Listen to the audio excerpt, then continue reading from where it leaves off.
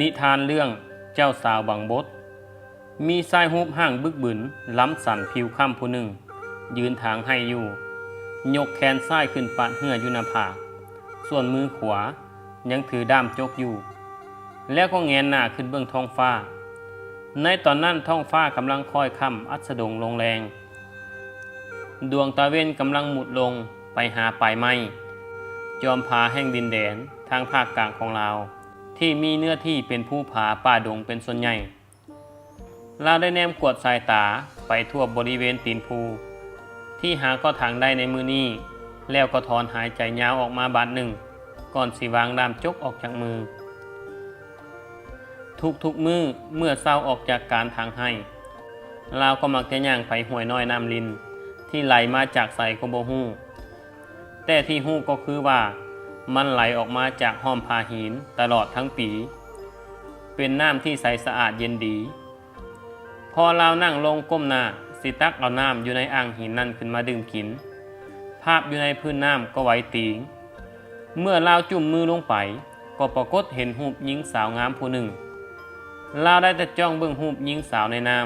ำและพินิจพิจารณา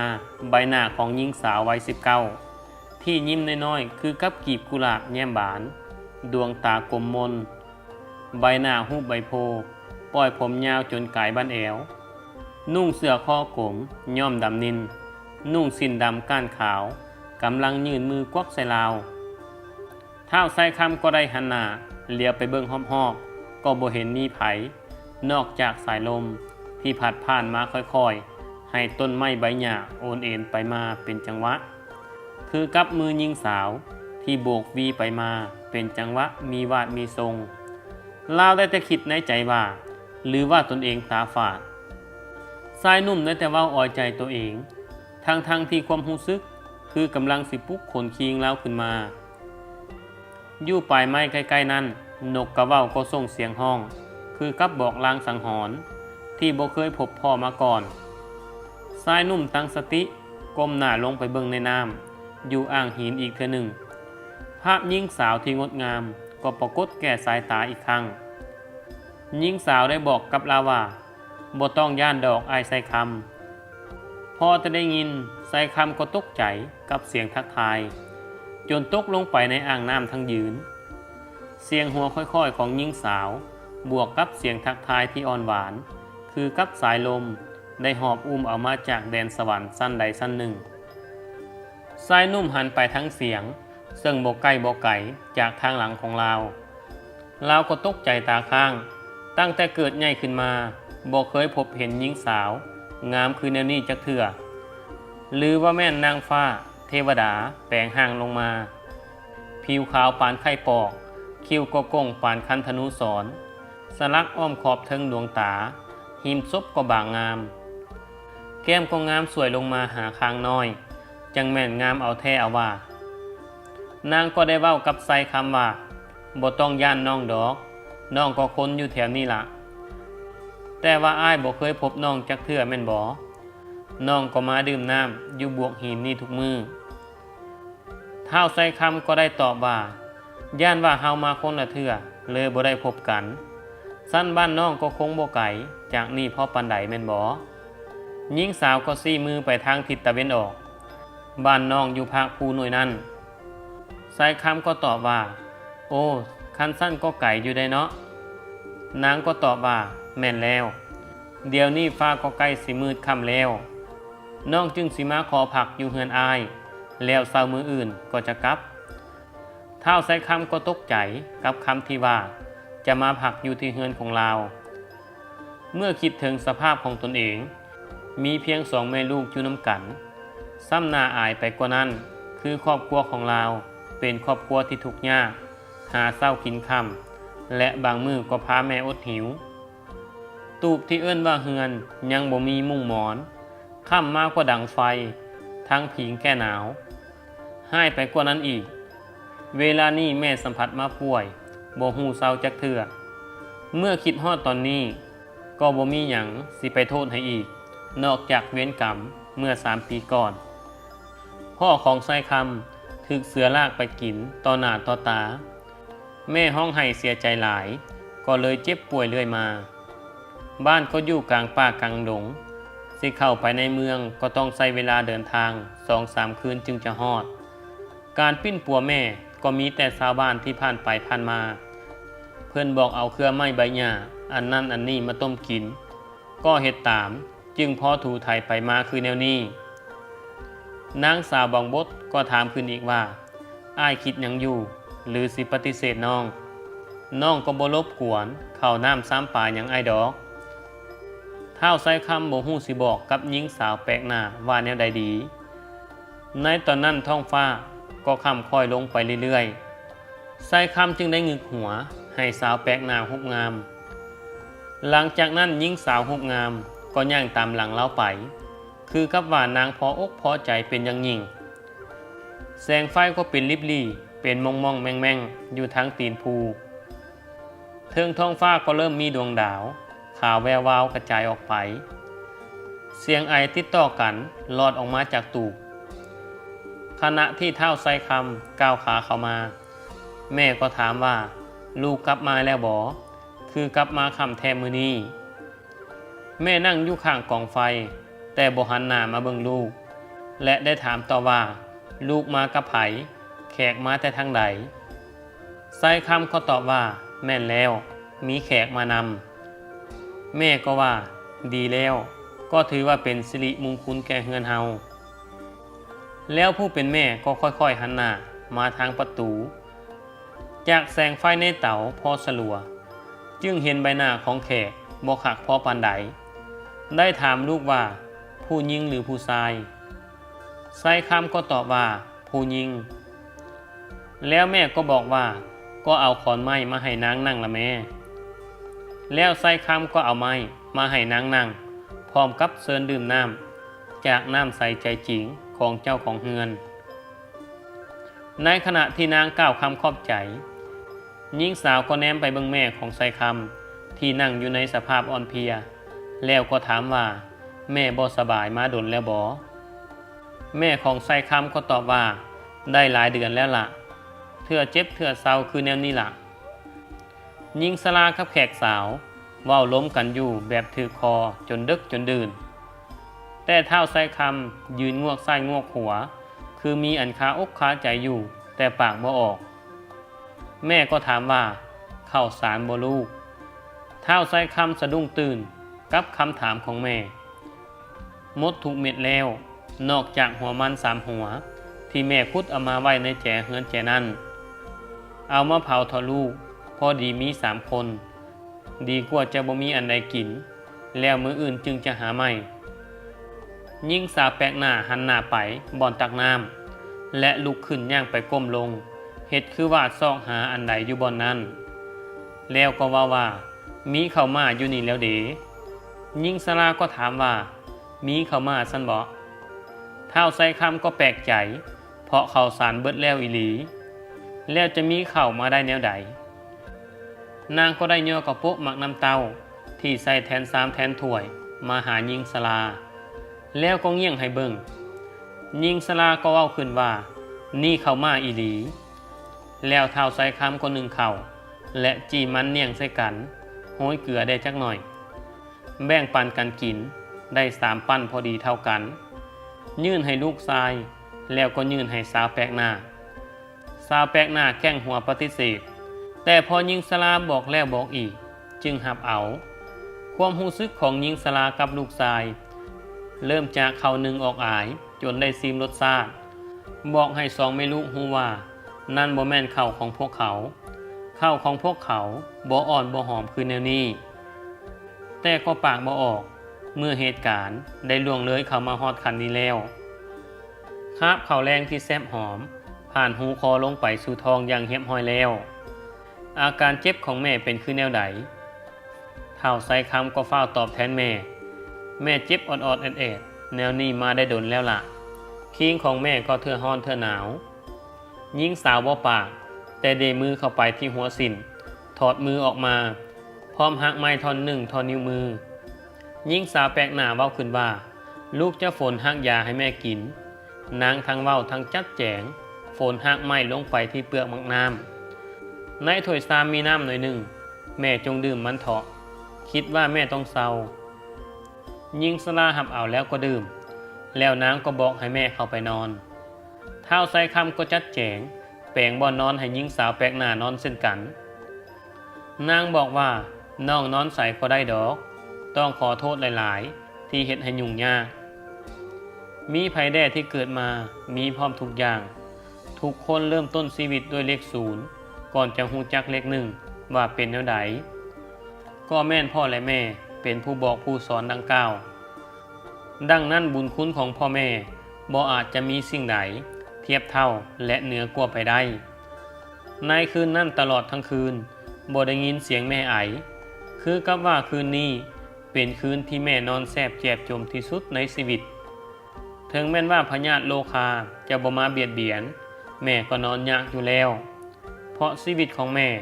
ยังบ่ทันได้ซีมรสชาติของคำว่าสบายจักเทื่อความนึกคิด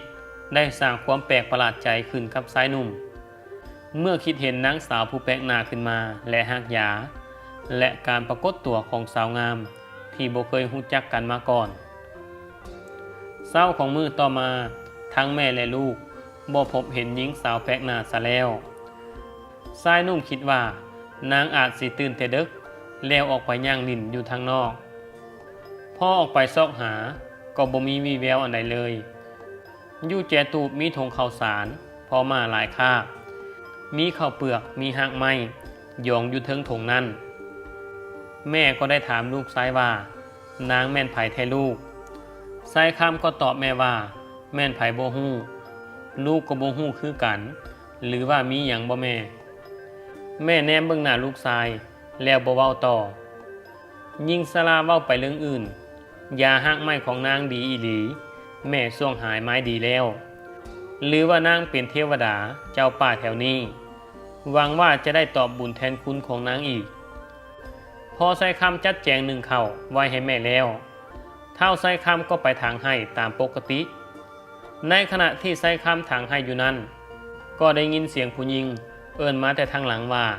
อ้ายใส่คำพอแต่ใส่คำได้ยินก็แนมไปเห็นหน้านางอยู่ห้วยน้ำลินนั้นแล้วก็ฟ้าวเข้าไปหานางและนางก็ว่า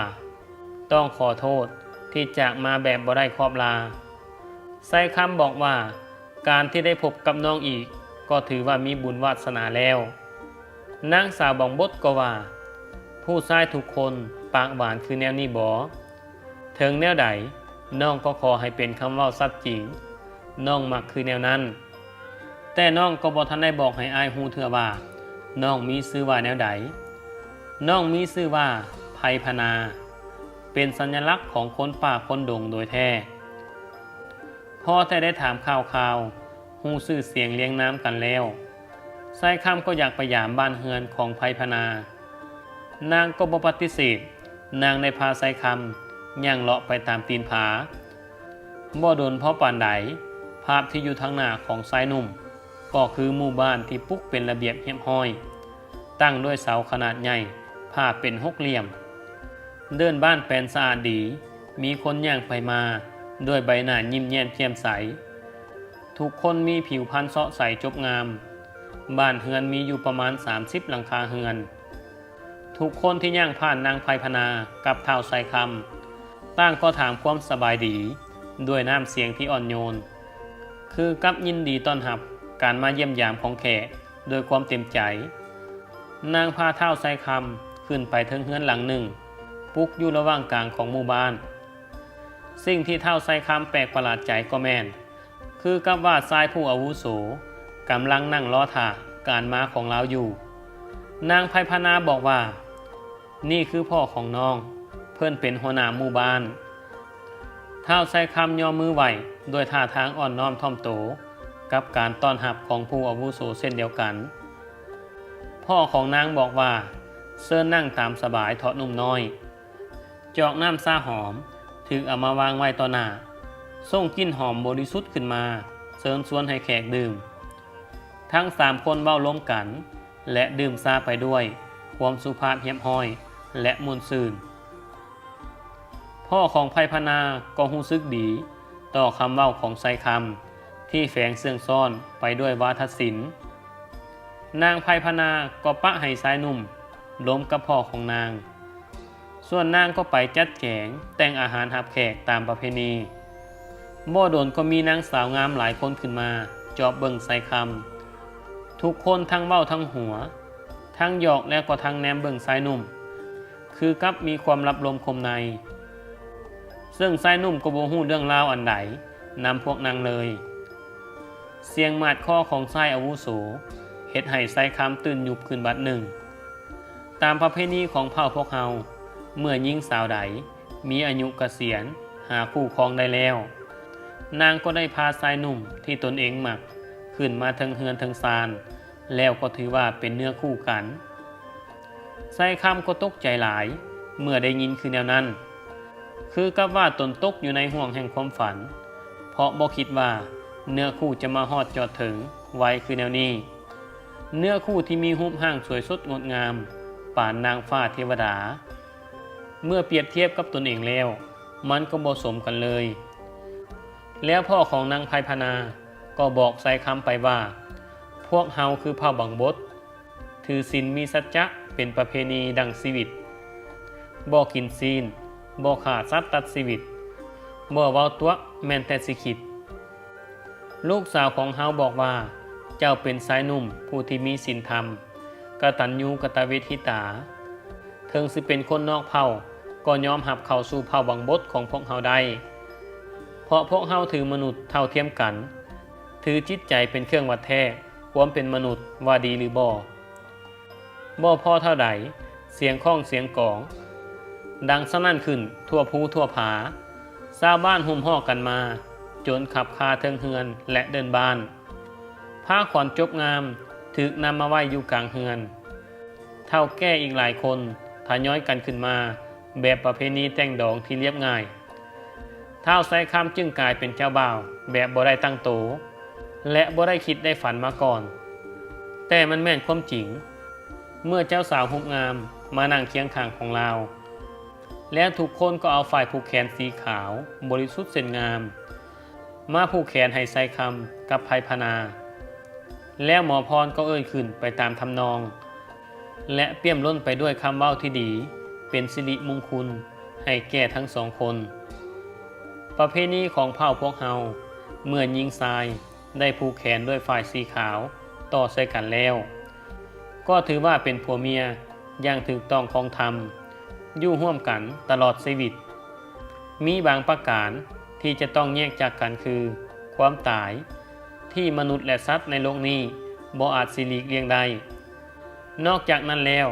ก็คือการฆ่าสัตว์ตัดชีวิตและการเว้าตัวผู้กระทำผิดจะถูกออกจากหมู่บ้าน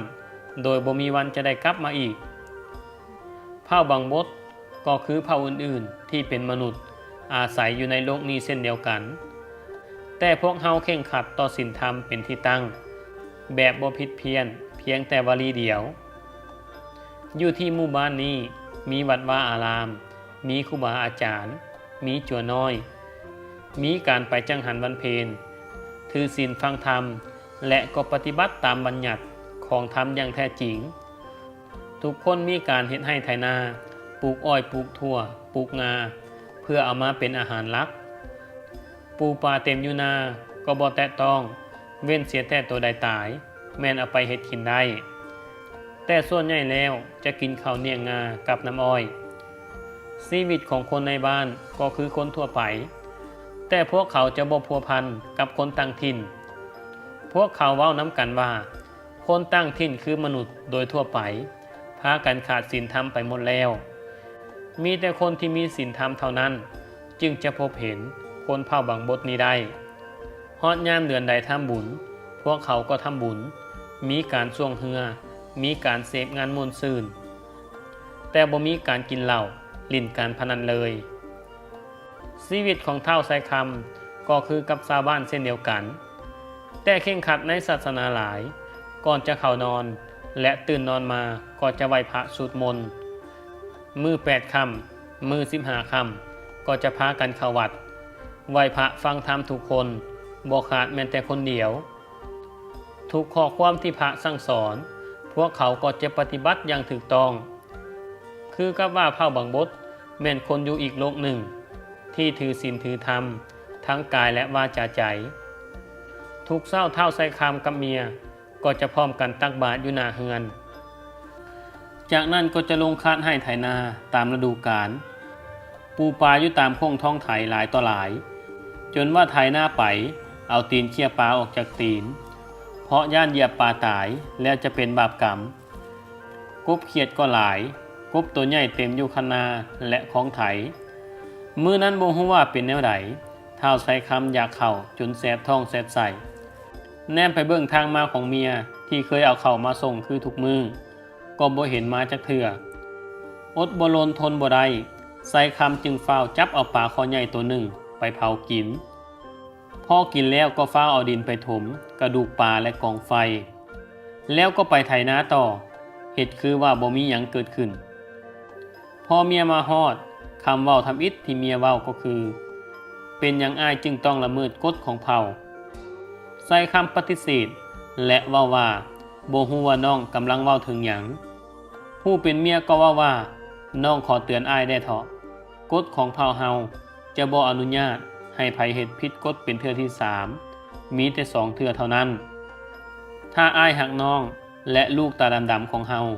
จงอย่าสุเฮ็ดผิดอีกเด้ออ้ายถึงแม่นน้องจะหักอ้ายเท่าแก้วตาดวงใจถ้าอ้ายเฮ็ดผิดอีกเพียงเทื่อเดียวพวกเฮาก็จำเป็นต้องพัดพากจากกันส่วนนิรันดร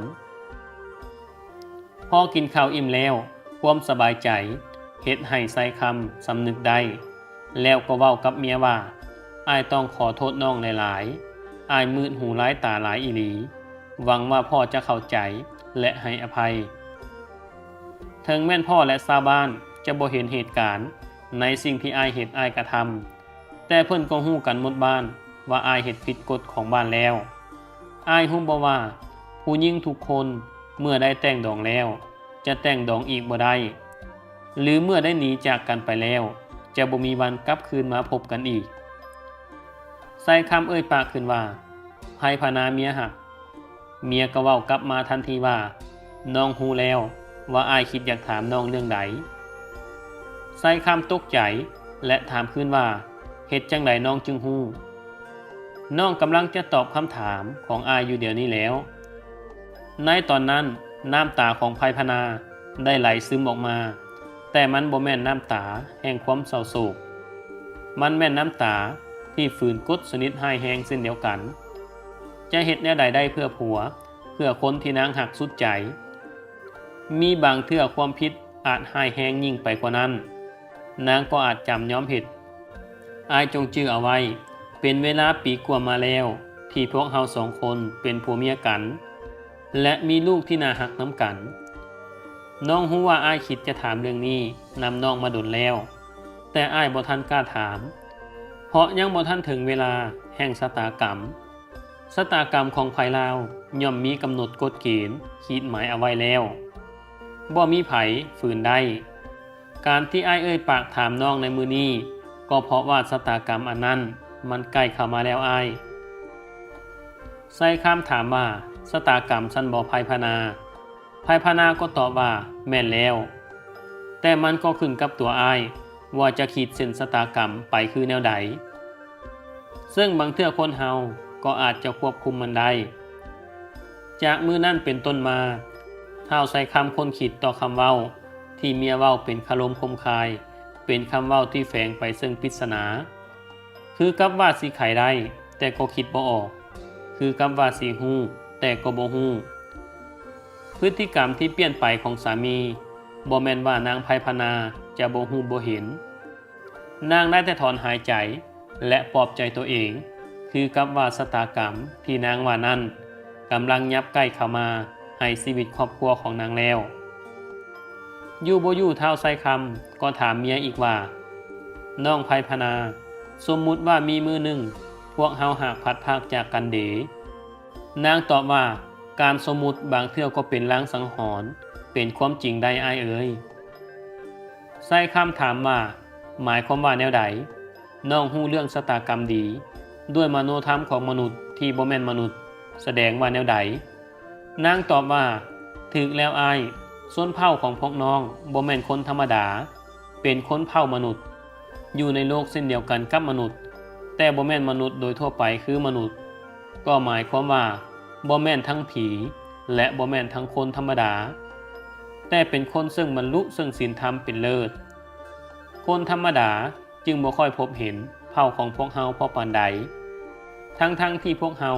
ก็พบเห็นมนุษย์ทั่วไปอยู่ทุกบ่อนแต่พวกเฮาก็บ่อยากพบเห็นมนุษย์พอปานใดเมื่อก่อนนั้นพอจะพบเห็นกันได้อยู่แต่มาเดี๋ยวนี้มนุษย์นับมือให้ศีลธรรมมนุษย์มีหัวใจแต่บ่มีหัวใจความเจริญของมนุษย์นั้นกำลังกลืนกินจิตใจอันมีศีลธรรมของมนุษย์ไปเทื่อละหน่อยอีกบ่ดนโลกก็จะมีแต่ความสับสนวุ่นวายมนุษย์ล้วนแต่เห็นแก่ตัวแล้วก็นับมือนับห่างออกจากพวกเฮาไปคำว่าเจริญและก้าวหน้าอันที่จริงแล้วนั่นคือการก้าวเข้าไปสู่ความมืดมัวท่ามกลางดอกไฟฟ้า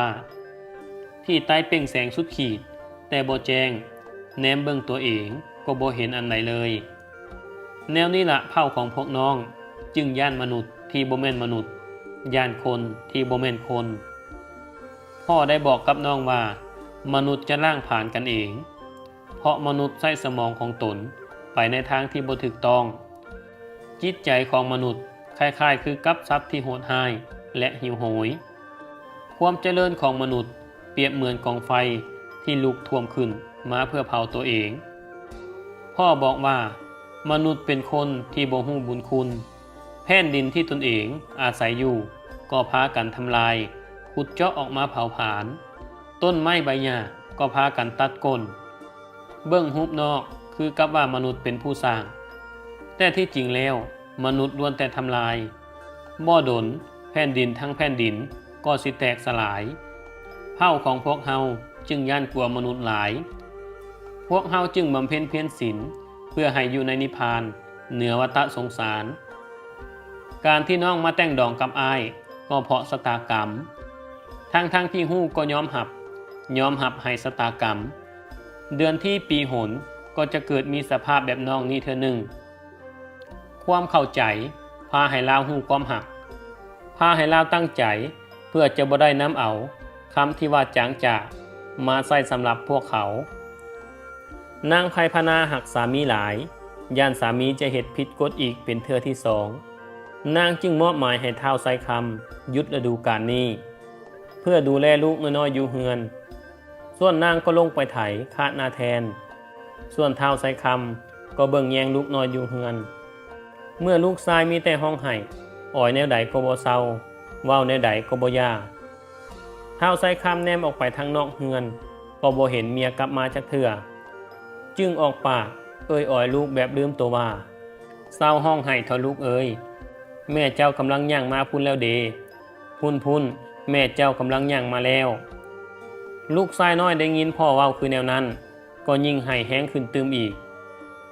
ไซคำจึงเว้าขึ้นอีกว่าเศร้าเถอะลูกเอ้ยแม่ลูกกลับมาแล้วเดพ่อเว้าสุดความผู้อาวุโสเผ่าบังบดก็ปรากฏโตขึ้นบ่โดนนางไพพนาก็ขึ้นมาจากทงนาแล้วกลับมาเฮือนและเว้ากับผัวว่าถึงเวลาแล้วอ้ายเอ๋ยผัวถามว่าเรื่องอันใดนางตอบว่าชะตากรรมที่บ่อาจหลีกเลี่ยงได้ชะตากรรมซันบ่แม่นแล้วชะตากรรมแห่งการจำจากอ้ายเฮ็ดผิดกฎอันใดอ้ายเว้าตัวหันเดเป็นหยังอ้ายจึงเว้าตัวลูกของเฮาน้องบ่ทันกลับมาเป็นหยังอ้ายจึงตัวลูกว่าน้องกำลังกลับมาไซคำก็ถามขึ้นว่าเว้าอ้อยลูกก็แม่นการตัวซันบ่ทุกคำเว้าที่บ่แม่นความจริงแม่นคำเว้าขี้ตัวทั้งนั้นแล้วจะให้อ้ายเฮ็ดแนวใดจงเบิ่งลูกเบิ่งเมียเป็นเทื่อสุดท้ายซะเถาะแล้วพวกเฮาก็จะบ่ได้พบกันอีกชะตากรรมลิขิตแล้วอ้ายเอ๋ยอาจจะแม่นบุญวาสนาทั้งสองคนเฮามีเพียงเท่านี้ท้าวไซคำเสื้อแด่บ่เสื้อแด่แต่ก็คว้าเอาลูกมากอดดมด้วยความอาลัยอาวรณ์อย่างสุดซึ้งลูกน้อยก็ได้ถามว่าพ่อสิได้จากลูกไปแล้วบ่ขณะเดียวกันนางไพพนาก็มอบแพรมนสีแดงผืนหนึ่งให้ผัวหักแพรผืนนี้จะใส่ได้เพียงเทื่อเดียว เมื่อใดอ้ายคิดฮอดน้องกับลูกชายหลายที่สุดจงไปที่ให้แกงแพนี่3 เทื่อแล้วว่าขอให้ผู้ข้าได้พบกับลูกเมียอีกจักเทื่อหนึ่งได้ถอนแล้วอ้ายก็จะได้พบน้องกับลูกชั่วขณะหนึ่งต่อจากนั้นชั่วนิรันดรพวกเฮาจะบ่พบกันอีกพอเว้าสุดความแล้วก็หับเอาลูกน้อยจากมือสามีเท้าไส้คำหับเอาแพแล้วจะหอมแก้มลูกซ้ายอีกเทื่อหนึ่งเพียงแต่เท้าไส้คำหับตาลงบาดเดียวนาทีนั้นก็กลายเป็นป่าดงตึบหนาบ่อนที่ลาวเคยเห็นเป็นหมู่บ้านสะอาดงามตาเต็มไปด้วยกกไม้เครือเขาสนิทที่ว่าเป็นป่าที่ผีบ่ท่องคนบ่เที่ยวเท้าไส้คำเฝ้าลุกขึ้นเมื่อได้ยินเสียงน้ำไหลอยู่ห้วยนั่นคือห้วยน้ำอยู่ให้ของลาวความรู้สึกที่ลาวสำนึกได้ก็คือแม่ลาวเฝ้าย่างตามเส้นทางที่หกเหือที่เคยย่างกับเฮือนแล้วยืนอยู่ประตูตู้แม่ผู้บังเกิดเก่ากำลังตากข้าวปลูกอยู่พอแต่แม่แนมเห็นลูกชายยิงสลาก็ตาข้างตาเลือกปานผีเข้า90ทั้งดีใจทั้งแปลกประหลาดใจแม่ก็แล่นเข้าไปเฮือนและได้ว่าลูกอย่ามาหลอกแม่เลยใส่คำก็ว่าลูกบ่แม่นผีแม่จื้อลูกบ่ได้บ่ยิงสลาก็ว่าอย่าเฝ้าเข้ามาใกล้แม่ลูกตายไปแล้วตั้งปีกว่าบ่แม่นบ่ใส่คำบอกว่าลูกยังบ่ทันตายแม่ก็ว่าแล้วลูกไปอยู่ไสมาเป็นหยังจึงปะให้แม่อยู่คนเดียวดีแต่หญิงสาวแปลกหน้าคนนั้นมีหักไม้วิเศษคนกินตั้งแต่คราวนั้นทั้งดีทั้งแข็งแห้งจนฮอดมื้อนี้ข้าวเปลือกที่นางเอาให้ก็เป็นข้าวปลูกแนวดีปลูกได้มากได้ผลเกินคิดพอตั้งสติได้แล้วเท้าใส่คำก็เข้ามาก้มกราบแม่ทั้งดีใจและเสียใจแล้วก็เริ่มเล่าเรื่องราวทั้งหมดสู่แม่ฟังทำอิฐนั่นแม่ก็บ่อยากเชื่อแต่คิดเห็นคำเฒ่าคำแก่เล่าสืบต่อกันมาหลายเส้นคนก็เลยเชื่อมื้อที่เท้าใส่คำสิไปพบลูกกับเมียเป็นเทื่อสุดท้ายนั้นแม่ก็ขอติดตามไปนำแต่สิรีเบิ่งอยู่ไกลๆเท้าใส่คำแกล้งผ้าสีแดง3 เทื่อแล้วห้องเอิ้นหานางไพพนากับลูกชายก็ปรากฏโตขึ้นส่วนภาพที่ยิงสลาแนมเห็นก็มีแต่ลูกชายทั้งเว้าได้มืออยู่ผู้เดียวบ่เห็นสิมีไผเลยในป่าดงที่ว่านั้นทุกๆวันศีล8 ค่ำและ15 ค่ำก็จะได้ยินเสียงตีข้องตีกองได้ยินเสียงเสพงันได้ยินเสียงคนเว้ากันล้มกันแต่บ่เข้าใจซึ่งนับมือก็จางหายไปเป็นเรื่องราวที่เล่าสืบต่อกันมาจนฮอดทุกมื้อนี้นี่ก็คือเรื่องสาวบางบด